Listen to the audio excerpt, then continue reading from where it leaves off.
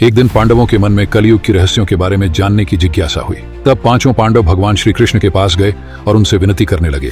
तब श्री कृष्ण ने कहा, मैं तुम पांचों को कलयुग का एक एक रहस्य बताऊंगा, परंतु पहले तुम सभी जंगल जाओ और जंगल में जो भी विचित्र चीज देखो आकर मुझे बताना। उस पर मैं तुम्हें कलयुग के कुछ गहरे रहस्य बताऊंगा। पांडव जंगल की ओर निकल पड़े और लौट कर वे एक एक करके अपने अनुभव श्री कृष्ण को सुनाने लगे। युधिष्ठिर ने कहा, हे माधव, मैंने जंगल में 2 सिरों वाला हाथी देखा। तब कृष्ण मुस्कुराए और बोले, हे युधिष्ठिर, ये कलयुग का पहला सत्य है।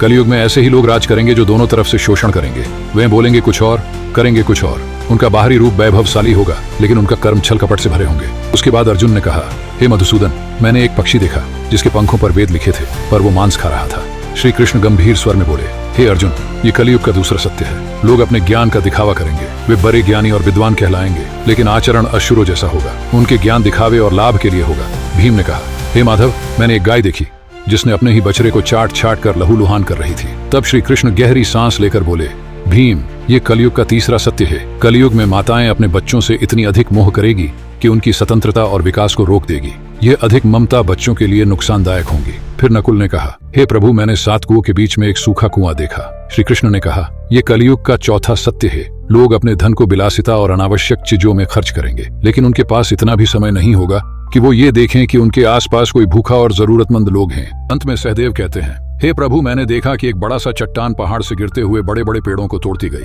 लेकिन वो चट्टान एक छोटी सी पौधे से टकरा कर रुक गई। श्री कृष्ण मुस्कुराए और बोले, ये कलयुग का 5वां सत्य है। कलयुग में मनुष्य का पतन अवश्य ही होगा। वे बड़े बड़े संकटों से गुजरेंगे, लेकिन ईश्वर का नाम और हरि का स्मरण उनकी रक्षा करेगा। यह छोटी सी नाम उन्हें विनाश से बचाएगा। यही नाम उनका एकमात्र सहारा होगा।